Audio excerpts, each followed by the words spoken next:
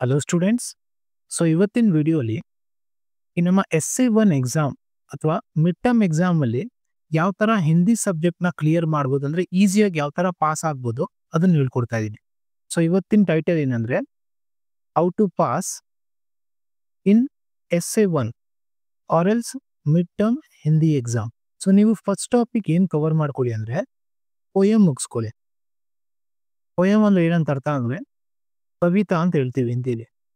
ಯಾವ poem sir ಓದ್ಕೊಂಡದಂದ್ರೆ Tulsidas K ದೋಹೆ ಅಂತ ನೀವೊಂದು ಆ ಪೋಯಮ್ ನೋಡಿರ್ತೀರಾ, ಸರಿನಾ? ಅಂದ್ರೆ ನಿಮ್ಮ ಟೆಕ್ಸ್ಟ್ ಬುಕ್ ಅಲ್ಲಿ 5 ಪೋಯಮ್ ಇದೆ, ಅಂದ್ರೆ 5 ದೋಹೆ ಇದೆ. ಆ 5 ದೋಹೆಯಲ್ಲಿ ಯಾವ್ದಾದ್ರು ಒಂದು ಕೇಳ್ತಾರ ಅವ್ರು. ನಿಮ್ಗೆ ಎಷ್ಟು ಮಾರ್ಕ್ಸ್ ಸಿಗುತ್ತೆ? 4 ಮಾರ್ಕ್ಸ್ ಸಿಗುತ್ತೆ.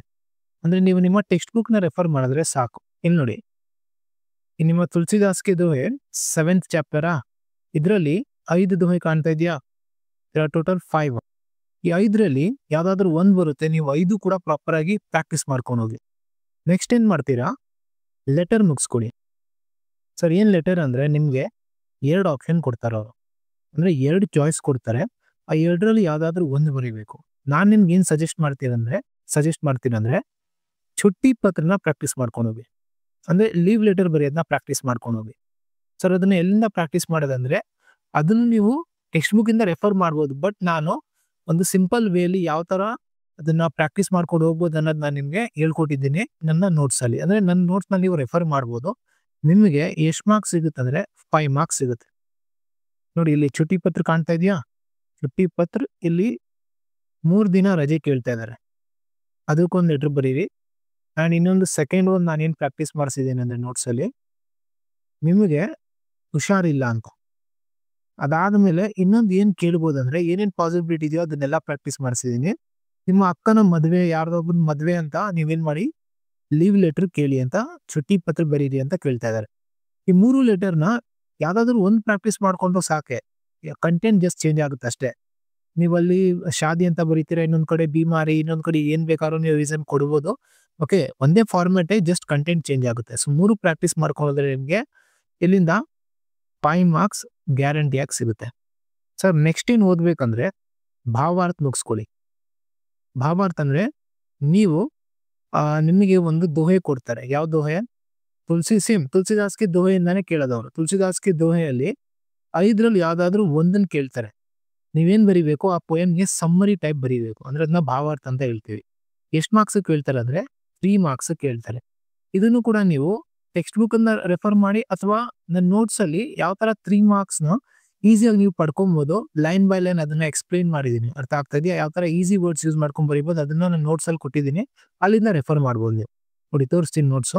ನೋಡಿ ಇಲ್ಲಿದೆಯಾ, ತುಳಸಿದಾಸ್ಗೆ ದೋಹೆ ಭಾವಾರ್ಥ. ಟೋಟಲ್ 5 ಭಾವಾರ್ಥ ಇದೆ. ನೋಡಿ ಇಲ್ಲಿ first question, second, third, fourth and 5th 5 ಭಾವಾರ್ಥನ ನಾನೇನು ಮಾಡಿದ್ದೀನಿ, ಈಸಿಯಾಗಿ ಯಾವ ಥರ ಸ್ಕೋರ್ ಮಾಡ್ಬೋದು ಅದನ್ನು 3 ಮಾರ್ಕ್ಸ್ನ ನಾನು ಎಕ್ಸ್ಪ್ಲನೇಷನ್ ಕೊಟ್ಟಿದ್ದೀನಿ ಇಲ್ಲಿ. ಇದನ್ನು ಓದ್ಕೊಂಡು ಹೋಗಿ, ನಿಮಗೆ 3 ಮಾರ್ಕ್ಸ್ ಪಕ್ಕ ಸಿಗುತ್ತೆ. ನೆಕ್ಸ್ಟ್ ಪಾಸ್ ಆಗೋದಕ್ಕೆ ಏನು ಪ್ರಾಕ್ಟೀಸ್ ಮಾಡ್ಕೊತೀರಾ ಅಂದರೆ ಪ್ಯಾಸೇಜ್ ನೀವು ಯಾವ ಥರ ಪ್ರಾಕ್ಟೀಸ್ ಮಾಡ್ತೀರಾ ಅಂದರೆ, ನಿಮಗೆ ಯಾವುದಾದ್ರೂ ರ್ಯಾಂಡಮ್ ಪ್ಯಾಸೇಜ್ ಕೊಡ್ಬೋದು. ಇದನ್ನು ಹೆಂಗ್ ಸರ್ ಪ್ರಾಕ್ಟೀಸ್ ಮಾಡೋದು, ಯಾವುದಾದ್ರೂ ಬರುತ್ತೆ ಅಂದರೆ ಇದು ಎಲ್ಲಿಂದ ಬರುತ್ತೆ ಅನ್ನೋದು ಯಾರಿಗೂ ಗೊತ್ತಿರಲ್ಲ, ಯಾವ್ದು ಬೇಕಾದ್ರೂ ಬರ್ಬೋದು. ಬಟ್ ತುಂಬಾನೇ ಈಸಿ ಇರುತ್ತೆ, ತುಂಬಾನೇ ಈಸಿ. ನೀವೇನು ಮಾಡಿ, ನನ್ನ ನೋಟ್ಸ್ ರೆಫರ್ ಮಾಡಿ.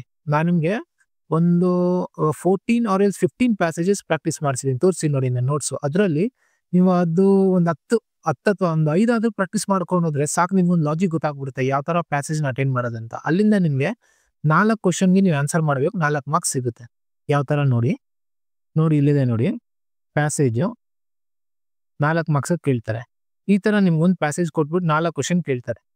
ಇದಕ್ಕೆ ನೀವು ಇಲ್ಲೇ ಎಲ್ಲೋ ಒಂದು ಕಡೆ ಆನ್ಸರ್ ಇರುತ್ತೆ, ಅರ್ಥ ಆಗ್ತಿದೆಯಾ? ಇಷ್ಟರಲ್ಲೇ ಎಲ್ಲೋ ಒಂದು ಕಡೆ ಆನ್ಸರ್ ಇರುತ್ತೆ, ಅದನ್ನ ಹುಡುಕಿ ನೀವು ಆನ್ಸರ್ ಬರೀಬೇಕು 4 ಕ್ವಶನ್.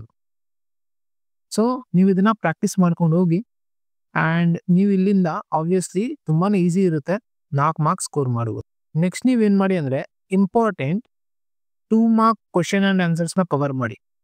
ಯಾವ ಲೆಸನ್ಸ್ ಇಂದ ಹೇಳ್ತಾ ಇದ್ದೀನಿ ಅಂದರೆ from supplementary reading. Sir supplementary reading ಅಂದ್ರೆ ಏನು ನೋಡಿ, ಇಲ್ಲಿ ನಿಮಗೆ ಶನಿ, ಸತ್ಯಕಿ ಮಹಿಮಾ ಆ್ಯಂಡ್ ನಾಗರಿಕೆ ಕರ್ತವ್ಯ, ಈ 3 ಲೆಸನ್ಸ್ನ ನಿಮಗೆ ಅಡಿಷನಲ್ ಅಂದರೆ ಸಪ್ಲಿಮೆಂಟರಿ ಲೆಸನ್ಸ್ ಆಗಿ ಇಟ್ಟಿದ್ದಾರೆ, ಸಪ್ಲಿಮೆಂಟರಿ ರೀಡಿಂಗ್ ಅಂತ. ಇದರಲ್ಲಿ ನೀವು ಕ್ವಶನ್ ಪೇಪರ್ ಫಾರ್ಮೆಟ್ ನಂಗೆ ಆಲ್ರೆಡಿ ಗೊತ್ತಿದೆ ಯಾವ ತರ ಬರುತ್ತೆ ಅಂತ ಪ್ರೀವಿಯಸ್ ಇಯರ್ ಇಂದ ನಾನು ಅಬ್ಸರ್ವ್ ಮಾಡಿದ್ದೀನಿ. ನಿಮಗೆ 2 ಕ್ವಶನ್ ಕೇಳ್ತಾರೆ. ಅದು 2 ಕ್ವಶನ್ ಯಾವ ತರ ಅಂದ್ರೆ ಚಾಯ್ಸ್ ಕೊಡ್ತಾರೆ. ಅಂದ್ರೆ ನೀವು 2ರಲ್ಲಿ ಯಾವ್ದಾದ್ರು 1 ಬರೀಬಹುದು. ಆ ತರ 4 ಕ್ವಶನ್ ಅಲ್ಲಿ ನೀವು 2 ಬರೀಬೇಕು. ಅಂದ್ರೆ you have to attend only 2 questions. ಇದರಿಂದ ನೀವು 2 ಕ್ವಶನ್ ಯಾವ್ದು ಬರುತ್ತೆ ಅಂತ ನಿಮಗೆ ನೀವು ಗೆಸ್ ಮಾಡಕ್ಕೂ ಆಗೋದಿಲ್ಲ. ನೀವೆಲ್ಲ ಓದ್ಕೊಂಡು ಹೋಗ್ಬೇಕು. ಅಂಡ್ ಯಾವ ಇಂಪಾರ್ಟೆಂಟ್ ಕ್ವಶನ್ಸ್ ಬರ್ಬೋದು ಅಂತ ಅದನ್ನು ನಾನು ನಿಮಗೆ ಹೇಳ್ತೀನಿ. ಬಟ್ ನೀವೇನ್ ಮಾಡಿ ಅದನ್ನ ನಾನು ನೆಕ್ಸ್ಟ್ ವಿಡಿಯೋಲಿ ಹೇಳ್ತೀನಿ. ಏನೇನು ಇಂಪಾರ್ಟೆಂಟ್ 2 ಮಾರ್ಕ್ಸ್ ಕ್ವಶನ್ ಬರ್ಬೋದು 3 ಮಾರ್ಕ್ಸ್ ಅಂತ. ಅರ್ಥ ಆಗ್ತಾ ಇದೆಯಾ? ಅಂಡ್ ಇದನ್ನೆಲ್ಲ ಎಲ್ಲಿಂದ ಓದ್ತೀರಾ ಅಂದ್ರೆ ನನ್ನ ನೋಟ್ಸ್ ನ ರೆಫರ್ ಮಾಡಿ. ಇಲ್ಲಿಂದ 2 ಕ್ವಶನ್ ಅಂದ್ರೆ 2 2 4 ಮಾರ್ಕ್ಸ್ ಸಿಗುತ್ತೆ. ನೆಕ್ಸ್ಟ್ ಇನ್ನು ಉಳಿದಿರೋ ಲೆಸನ್ಸ್ ಇಂದ ಇಂಪಾರ್ಟೆಂಟ್ 2 ಮಾರ್ಕ್ ಮತ್ತು 3 ಮಾರ್ಕ್ಸ್ ಕ್ವಶನ್ ಅಂಡ್ ಆನ್ಸರ್ಸ್ ನ ಪಾರ್ಟ್ 1 ಅಲ್ಲಿ ಉಳಿದಿರೋ ಚಾಪ್ಟರ್ಸ್ ಇಂದ ನೀವೇನಾದ್ರೂ ಯಾವ್ದಾವ್ದು ಓದ್ಬೇಕಂತ ನಿಮ್ಗೆ ಏನಾದ್ರು ಡೌಟ್ ಇದ್ರೆ ನಾನು ನಿಮ್ಗೆ ಜಸ್ಟ್ ಕೆಲವು ಸೆಲೆಕ್ಟೆಡ್ ಕ್ವಶನ್ ಆನ್ಸರ್ ಕೊಡ್ತೀನಿ. ಯಾವ್ಯಾವ ಚಾಪ್ಟರ್ ಓದಬೇಕು ಅಥವಾ ಎಲ್ಲಾ ಚಾಪ್ಟರ್ ಏನೇನು ಇಂಪಾರ್ಟೆಂಟ್ ಕ್ವಶನ್ಸ್ ಇದೆ ಅದನ್ನ ನಾನು ನಿಮ್ಗೆ ಮಾರ್ಕ್ ಮಾಡಿಸ್ತೀನಿ. ಸರಿನಾ? ಅದರಲ್ಲಿ ಒಂದು ಮಿನಿಮಮ್ 10 ಕ್ವಶನ್ಸ್ ಇರ್ಬೋದು. ಆ ಮಿನಿಮಮ್ 10 ಅಲ್ಲಿ ನೀವೇನಾದ್ರೂ ಒಂದು 6 ಕ್ವಶನ್ಸ್ ಬರೆದ್ರು ನಿಮಗೆ ಮಿನಿಮಮ್ ನಾನು ಹೇಳ್ತಾ ಇರೋದು ಅರ್ಥ ಆಗ್ತಾ ಇದೆಯಾ? ನಿಮ್ಗೆ ಒಂದು 10 ಮಾರ್ಕ್ಸ್ ಸಿಗುತ್ತೆ. ಅಂಡ್ ಇದನ್ನ ಎಲ್ಲಿಂದ ರೆಫರ್ ಮಾಡ್ತೀರಾ? ನನ್ನ ನೋಟ್ಸ್ ಇಂದ. ಅಂಡ್ ಯಾವ್ಯಾವ ಕ್ವಶನ್ಸ್ ಇಂಪಾರ್ಟೆಂಟ್ ಆಗಿದೆ ಏನೇನು ಬರ್ಬೋದು ಅದನ್ನೆಲ್ಲ ನನ್ನ ನೆಕ್ಸ್ಟ್ ವಿಡಿಯೋಲಿ ನಾನು ಎಕ್ಸ್ಪ್ಲೈನ್ ಮಾಡ್ತೀನಿ. ಏನೇನು ಇಂಪಾರ್ಟೆಂಟ್ ಕ್ವಶನ್ಸ್ ಬರ್ಬೋದು ಅಂತ ಬರೀ ಕ್ವಶನ್ ಅಂಡ್ ಆನ್ಸರ್ಸ್. ಇದಾದ್ಮೇಲೆ ನೀವು ಎಸ್ಸೆ ಅಂದ್ರೆ ನಿಬಂಧ್ ಪ್ರಾಕ್ಟೀಸ್ ಮಾಡ್ಕೊಂಡು ಹೋಗಿ. ಇದನ್ನು ನೀವು ಯಾವ ತರ ಪ್ರಾಕ್ಟೀಸ್ ಮಾಡ್ಬೇಕಂದ್ರೆ ಜಸ್ಟ್ ಆ ಟಾಪಿಕ್ ನ ಓದ್ಕೊಂಡು ಹೋಗಿ.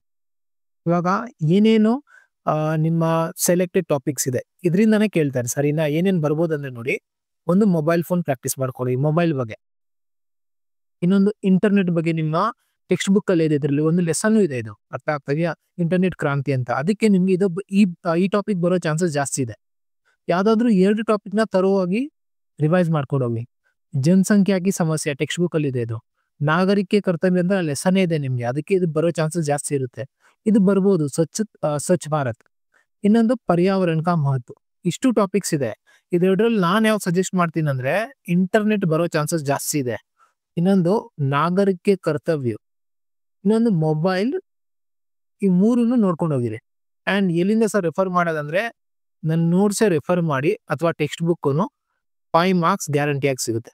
ನೆಕ್ಸ್ಟ್ ಟಾಪಿಕ್ ಏನ್ ಕವರ್ ಮಾಡ್ತೀರಾ ಅಂದ್ರೆ ಅಟ್ ಲಾಸ್ಟ್ ಟ್ರಾನ್ಸ್ಲೇಷನ್ ಅಥವಾ ಕನ್ನಡ ಯಾ ಅಂಗ್ರೇಜಿ ಅಂದ್ರೆ ಇಂಗ್ಲಿಷ್ ಅಥವಾ ಕನ್ನಡದಲ್ಲಿ ಟ್ರಾನ್ಸ್ಲೇಟ್ ಮಾಡಿ ಅಂತ ಕೇಳ್ತಾರೆ. ನೀವು ಇದನ್ನ 9th 8th ಅಲ್ಲೂ ಪ್ರಾಕ್ಟೀಸ್ ಮಾಡಿರ್ತೀರ. ಅರ್ಥ ಆಗ್ತದೆ. ಬಟ್ ಅವಾಗ ನಿಮ್ಗೆ ಒಂದೊಂದು ಸೆಂಟೆನ್ಸ್ ಕೊಡ್ತಾ ಇದ್ರು ಅಷ್ಟೇ. ಇಲ್ಲೇನ್ ಮಾಡ್ತಾರೆ 2-3 ಸೆಂಟೆನ್ಸ್ ನ ಕಂಬೈನ್ ಮಾಡಿ ಅಂದ್ರೆ ಒಂದು ಸಿಂಪಲ್ ಪ್ಯಾರಾಗ್ರಾಫ್ ಕೊಡ್ತಾರೆ. ಅದನ್ನ ನೀವು ಪ್ರಾಪರ್ ಆಗಿ ಬರೆದ್ರೆ 3 ಮಾರ್ಕ್ಸ್ ನಿಮ್ಗೆ ಗ್ಯಾರಂಟಿಯಾಗಿ ಸಿಗುತ್ತೆ. ಸರ್ ಇದನ್ನ ಎಲ್ಲಿಂದ ಮಾಡೋದಂದ್ರೆ ರೆಫರ್ ನಾನು ಆಲ್ರೆಡಿ ಇಂಪಾರ್ಟೆಂಟ್ ಟ್ರಾನ್ಸ್ಲೇಷನ್ ಒಂದು ನೋಟ್ಸ್ ಮಾಡಿದ್ದೀನಿ. ತೋರಿಸ್ತೀನಿ ನೋಡಿ PDF.